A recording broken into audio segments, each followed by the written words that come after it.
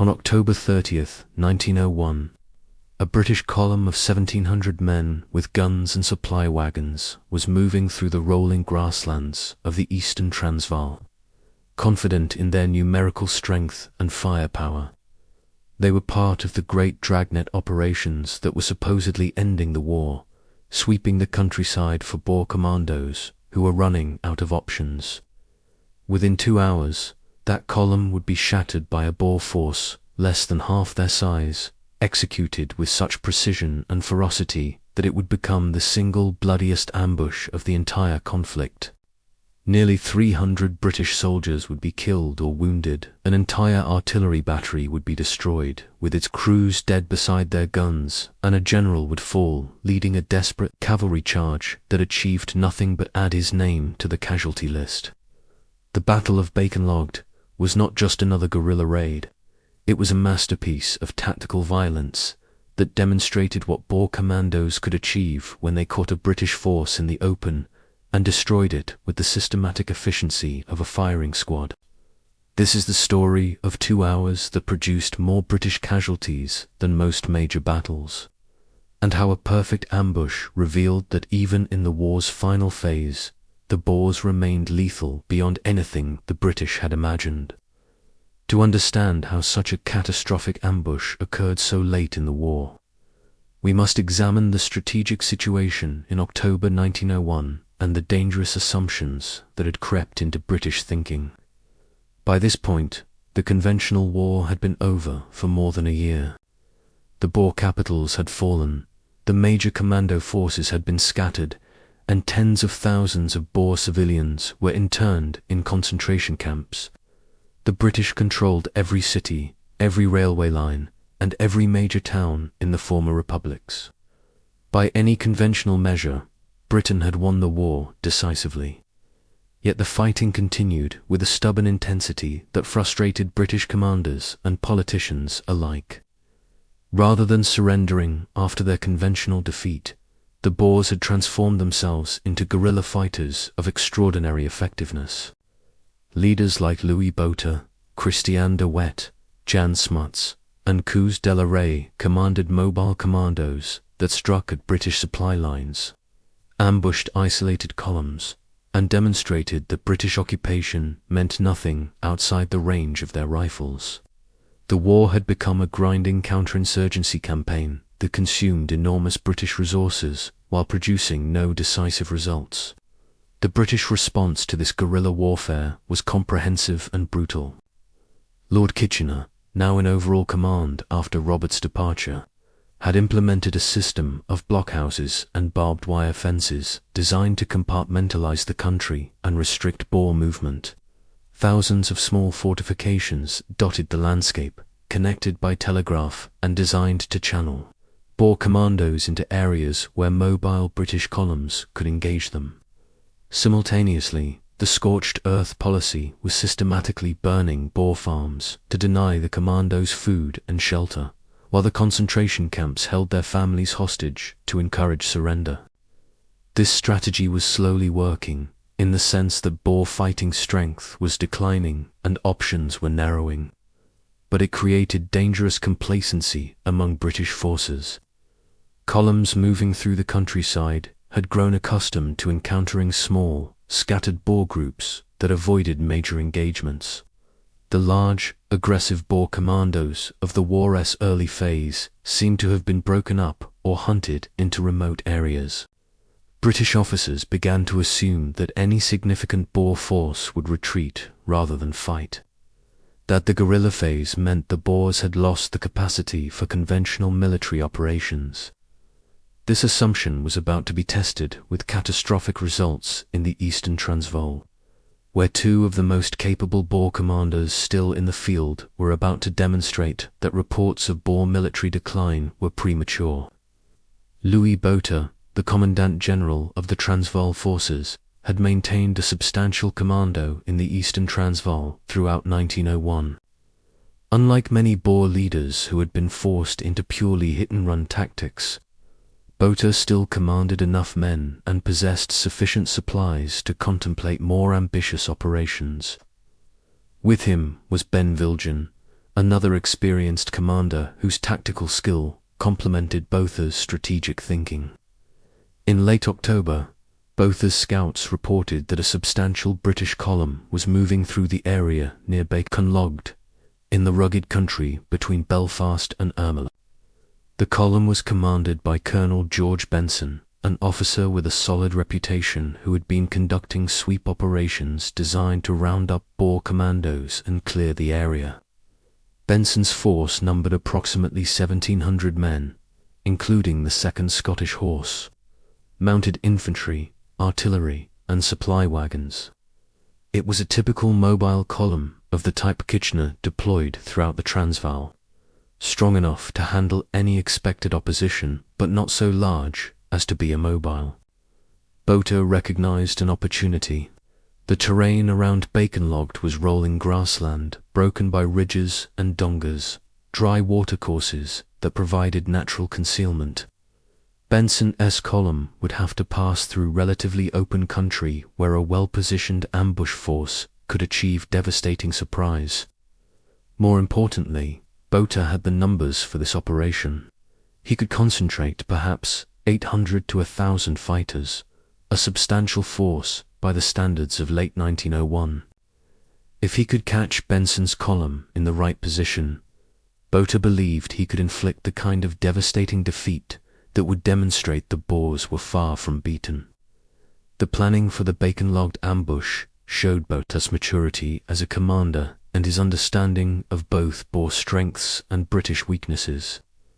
He would not rely on a simple linear ambush of the type that had been used at Sonna's post. Instead, he would create a more complex trap that anticipated British responses and channeled them into secondary killing zones. The initial attack would come from concealed positions along ridges overlooking the British line of march, focusing on specific high-value targets like artillery and officers. As the British attempted to respond, either by deploying for battle or by attempting a fighting withdrawal, they would find themselves under fire from multiple directions, with Boer riflemen positioned to exploit every movement. Botha positioned his commandos during the night of October 29th, moving them into carefully selected positions under cover of darkness. The discipline required for this operation was considerable. Nearly 1,000 men had to move into position, dig rifle pits, or find natural cover, and then remain concealed for hours without making noise or revealing their positions. This was not the improvised ambush of a guerrilla band, but a carefully orchestrated military operation conducted by experienced fighters under competent leadership. The morning of October 30th dawned clear and cold, typical of the high veld in late October. Colonel Benson's column was on the move early, proceeding along its planned route with what subsequent investigations would describe as inadequate reconnaissance and security. The advance guard was too close to the main body to provide effective warning of ambush. Flanking patrols were minimal. The column was moving in a formation that prioritized speed over security, reflecting the assumption that any Boer force in the area would avoid contact rather than seek it.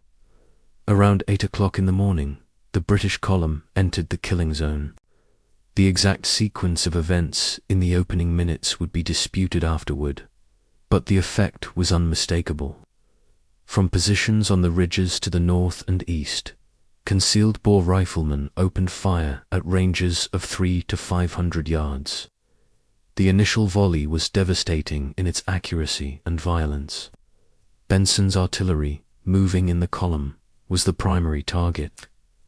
Gun crews were shot down within seconds.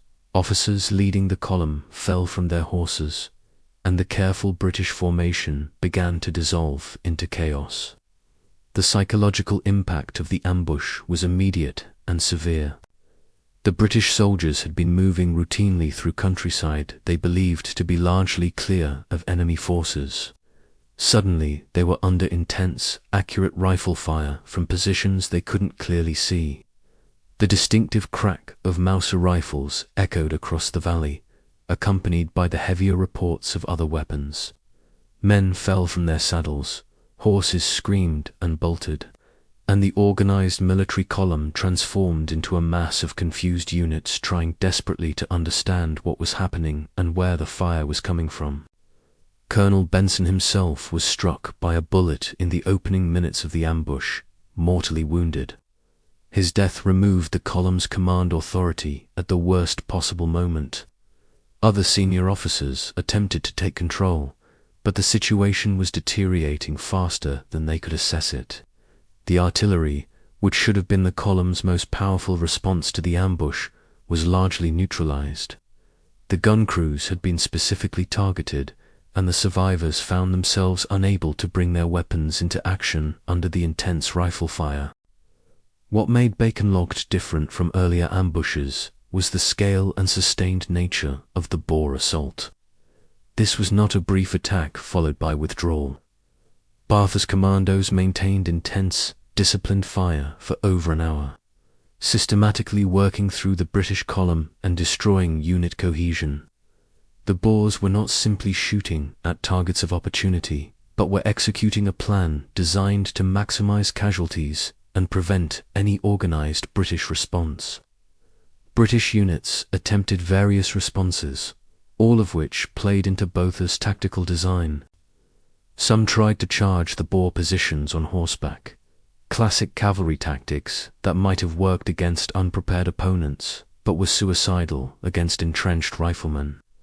These charges were shot to pieces before reaching the Boer lines, with riders emptied from saddles and horses killed in rows. Other units tried to deploy in firing lines and engage the Boers with volley fire, but they were shooting at smoke and muzzle flashes against enemies in good cover, while they themselves were exposed in the open grassland. Major Anson, assuming command after Benson fell, attempted to organize a fighting withdrawal. This was theoretically the correct response, extracting the column from the killing zone while maintaining enough organization to prevent it from degenerating into a rout. But the Boer positions had been designed to make withdrawal as costly as advance. Units attempting to pull back found themselves under enfilading fire from positions they hadn't even known were occupied. The supply wagons, which needed to be protected or abandoned, became anchors that prevented rapid movement. It was during one of these attempted withdrawals that Brigadier General Frederick Barton made his fatal decision. Barton, commanding the 2nd Scottish Horse, believed that a mounted charge against the Boer positions might break the ambush and allow the column to extract itself.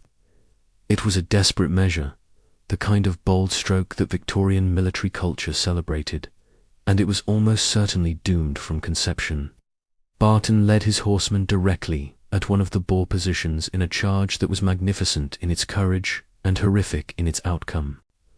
The Boers waited until the charging cavalry were at close range, then opened fire with devastating effect. Barton was killed almost immediately, shot from his horse along with dozens of his men. The charge disintegrated under fire that killed horses and riders with mechanical efficiency. Those who survived and tried to continue toward the Boer trenches were shot down before they could close. The few who actually reached the Boer positions found themselves in hand-to-hand combat against men fighting from cover, a hopeless situation that ended in death or capture. The charge accomplished nothing except to add Barton's name and those of his men to the casualty list. By mid-morning, the British column was in complete disarray. Units had become separated, officers were dead or wounded, the artillery was destroyed or captured, and supply wagons were burning or abandoned. The only thing preventing total annihilation was the sheer size of the British force and the fact that the Boers, for all their tactical success, still numbered less than the British and couldn't be everywhere simultaneously. British units that managed to find cover and establish defensive positions could hold out, but they couldn't extract themselves from the trap. The fighting continued for another hour, gradually losing intensity as British survivors found what cover they could and Boer commandos. began the work of looting the captured wagons and rounding up prisoners. By early afternoon, the battle was effectively over. Botha's commandos had achieved everything possible and more. Continuing the engagement risked British reinforcements arriving and turning the tables. The Boers began withdrawing, taking with them prisoners, captured weapons and supplies, and the knowledge that they had inflicted the single most devastating ambush of the entire war. The butcher's bill from Bakenlaagte was staggering by any measure. British casualties totaled nearly 368 killed outright, 43 who died of wounds in the following days, and over 140 wounded. 2 senior officers, Benson and Barton, were among the dead. An entire artillery battery had been destroyed, its guns captured or rendered useless, and its crew's casualties. Supply wagons had been burned or captured. For 2 hours of fighting, the casualty rate was higher than most major battles of the war's conventional phase. Boer casualties, by contrast, were remarkably light, perhaps 30 killed and wounded. This disparity illustrated the effectiveness of the ambush and the advantages of fighting from prepared positions against an enemy caught in the open. Botha's commandos had achieved a tactical victory of extraordinary efficiency, inflicting a nearly 10-to-1 casualty ratio on a force that had initially outnumbered them. The immediate aftermath of Bakenlaagte saw British forces in the Eastern Transvaal reeling from the shock. This was supposed to be the war's final phase, a mopping-up operation against scattered guerrillas. Instead, a major British column had been comprehensively destroyed by a Boer force operating with the skill and coordination of a conventional army. The psychological impact was profound. If this could happen to Benson's column, well-equipped and supposedly adequate for its mission, then what did that say about British tactical doctrine and the assumption that the Boers were defeated? Lord Kitchener's response to Bakenlaagte was characteristic: an official inquiry to assign blame, followed by tactical adjustments to prevent recurrence. Column sizes were increased, reconnaissance procedures were strengthened, and greater emphasis was placed on defensive formations when moving through areas where ambush was possible. But the fundamental problem remained unsolved. British columns had to move through the countryside to conduct their operations, and movement created vulnerability that skilled Boer commanders could exploit. The propaganda impact of Bakenlaagte extended far beyond South Africa. In Britain, the casualty lists were published with the usual euphemistic language about unfortunate engagements and determined enemy resistance. But the reality could not be completely obscured. 2 years into what was supposed to be a brief colonial war, British forces were still suffering major defeats. Questions in Parliament grew more pointed, criticism of the war's conduct more vocal. The government's position that victory was imminent became harder to sustain when news of disasters like Bakenlaagte continued to arrive. For the Boers, Bakenlaagte was a desperately needed demonstration that they retained the capacity to strike devastating blows despite their strategic deterioration. Morale among the commandos received an enormous boost. Men who had been contemplating surrender were reinvigorated by proof that British columns could still be destroyed, that tactical excellence still mattered, that the war was not yet lost. Botha's reputation, already considerable, reached legendary status. He had proven that even in 1901, with most of the country occupied and most Boer families in concentration camps, properly led commandos could still achieve spectacular military success. But Bakenlaagte also illustrated the tragic futility of Boer tactical success in the face of strategic impossibility. For all its brilliance, the ambush did not change the war's fundamental trajectory. The British simply reinforced, reorganized, and continued their operations. The systematic destruction of Boer farms and the concentration camp policy continued unabated. The blockhouse system kept expanding, restricting Boer movement and making operations increasingly difficult. Botha could win battles, but could not prevent the slow strangulation of the Boer War effort. The tactical lessons of Bakenlaagte were studied intensively by military professionals worldwide. The ambush demonstrated the critical importance of reconnaissance and security, particularly when moving through terrain that favored ambush.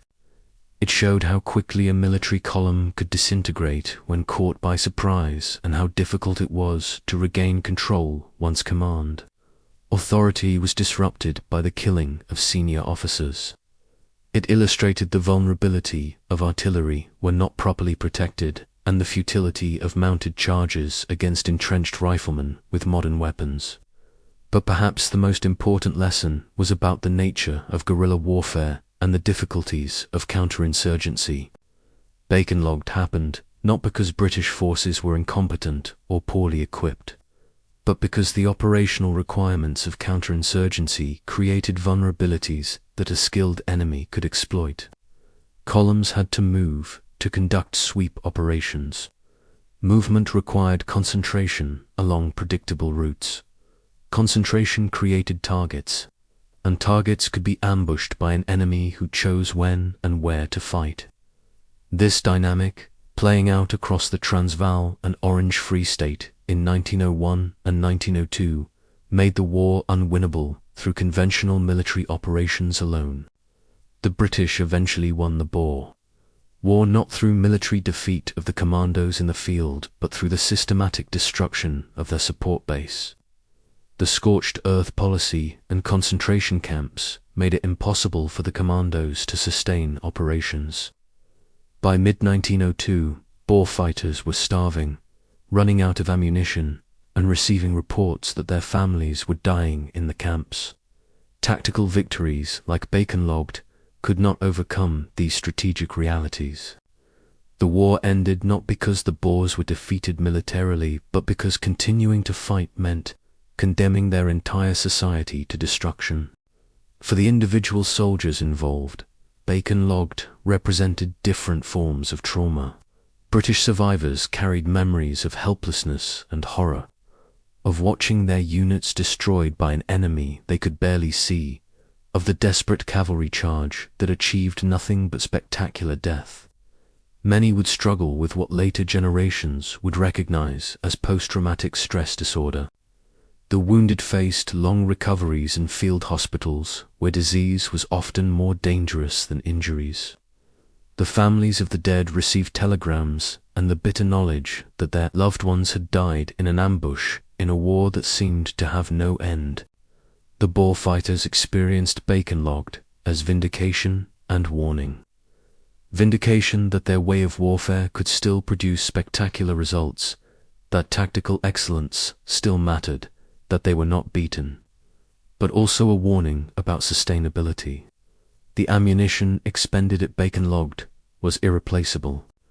The concentration of nearly 1,000 men for a single operation was becoming increasingly difficult to achieve as British pressure intensified and commandos were forced to operate in smaller, more dispersed groups. Bakenlaagte was brilliant but not replicable. Louis Botha himself would go on to play a crucial role in negotiating the peace that ended the war in May 1902. His military success, including Bakenlaagte, gave him credibility with hardline Boers who might otherwise have rejected compromise. But he also understood better than most that continued military resistance was futile. That tactical victories could not overcome strategic defeat. The ambush at Bakenlaagte was among the last major Boer military successes before the negotiations that would end the war and extinguish Boer independence. When we reflect on the Battle of Bakenlaagte more than a century later, we see it as the culmination of Boer tactical excellence and the demonstration of strategic futility. In 2 hours of brutal fighting, fewer than 1,000 Boer commandos destroyed a British column nearly twice their size, killed 2 generals, captured artillery, and inflicted casualties that exceeded most conventional battles. It was a masterpiece of ambush warfare, executed with precision and sustained with discipline. Every tactical element was perfect. The terrain selection, the positioning of forces, the target selection, the sustained fire discipline, the prevention of British extraction from the killing zone. Yet this tactical masterpiece changed nothing strategically. The British absorbed the defeat, made tactical adjustments, and continued their systematic campaign to destroy Boer resistance. The concentration camps kept filling with Boer civilians. The farms kept burning. The blockhouse lines kept expanding. The commandos kept losing men they couldn't replace to casualties, disease, and surrender. Bakenlaagte bought time and raised morale, but could not alter the arithmetic of power that favored the British Empire. The most devastating Boer ambush of the Boer War was simultaneously a demonstration of what citizen soldiers could achieve through tactical excellence and a revelation of how little tactical excellence mattered when divorced from strategic viability. The ridges around Bakenlaagte, where British soldiers fell by the hundreds to Boer rifle fire, became monuments to both Boer military skill and the tragic futility of their cause. The commandos who fought there proved they could still destroy British columns in the field. But the field itself was shrinking, the support structure was collapsing, and the families they were fighting for were dying in British camps. Bakenlaagte stands in military history as a perfect ambush, studied by professionals for its technical excellence and its ruthless efficiency. But it also stands as a reminder that wars are not won by battles alone, that tactical brilliance cannot overcome strategic impossibility, and that sometimes the most devastating military victories are also the most futile. The British soldiers who died at Bakenlaagte were victims of complacency and poor security procedures. The Boer commandos who killed them were victors for a day in a war they would ultimately lose. And the ambush itself, for all its violence and all its tactical perfection, was ultimately a footnote in a conflict whose outcome had already been determined by factors far beyond the battlefield. The killing ground at Bakenlaagte, where nearly 300 British soldiers fell in 2 hours of systematic destruction, marked the high point of Boer military achievement in the war's guerrilla phase and the beginning of the end of serious Boer resistance. 7 months later, the war would end with Boer surrender. The tactical excellence demonstrated at Bakenlaagte could not be sustained, could not be replicated, and ultimately could not matter in the face of British determination to win at any cost. The most devastating ambush of the Boer War was also one of its last significant battles, a final demonstration of what might have been if the arithmetic of power had been different. If tactical genius could overcome strategic reality, if 300 British casualties in a single morning could change the outcome of a war that would be decided by concentration camps and scorched earth rather than battlefield brilliance,